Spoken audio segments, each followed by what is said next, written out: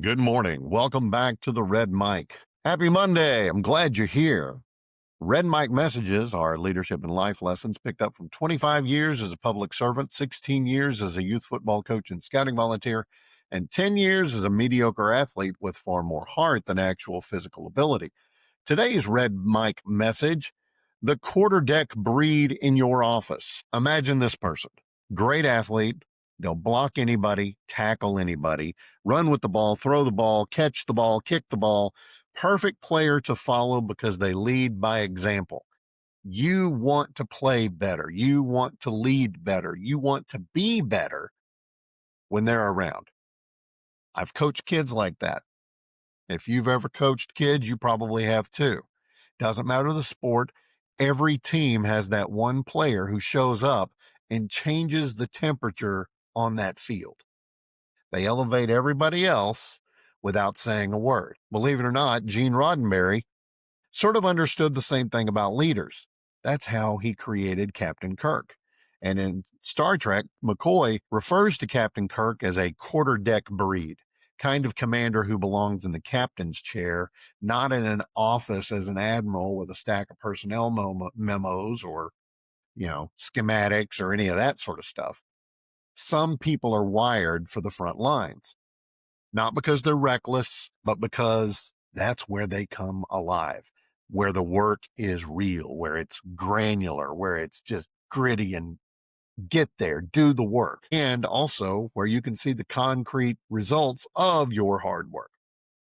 They lead best when they're shoulder to shoulder with the team, not separated from them. And your workplace is not any different. Every organization has men and women who are that quarterdeck breed. They're not flashy, they're not political, they don't chase titles or corner offices. They just know how to get the work done, and they make everybody around them better in the process. These are the kind of people who step into the tough tasks without being asked. They stay late to help somebody finish. They don't hide behind policy when a customer needs a human being.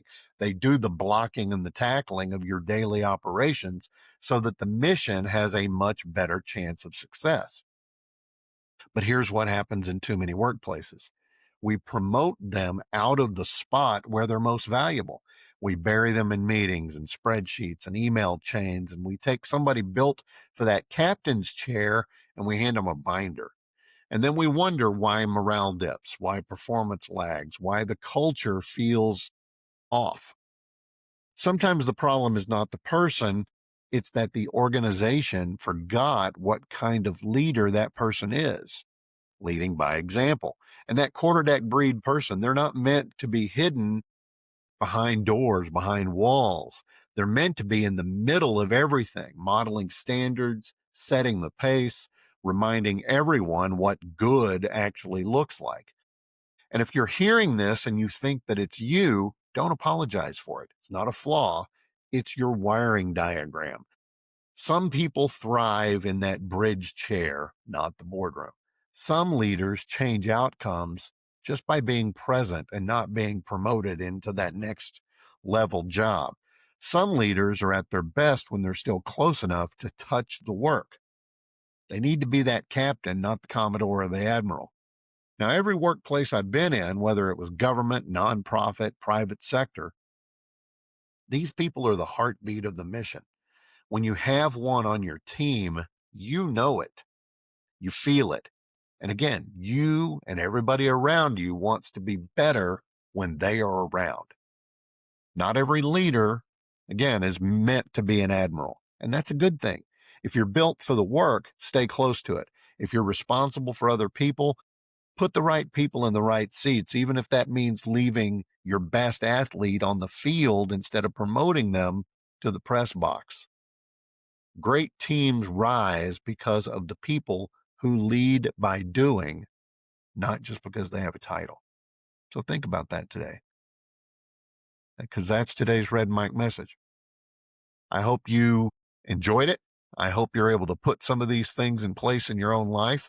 I hope you will give me a like, a follow, and a share. I appreciate it much. Happy Monday again. We got another week. Tomorrow is my wedding anniversary, 30 years. Who would have thunk it? I thought you would have kicked me to the curb a long time ago. I love you guys. I'll see you again tomorrow. And until next time, as always, don't forget, life is short. Drink the bourbon. I'll see you tomorrow.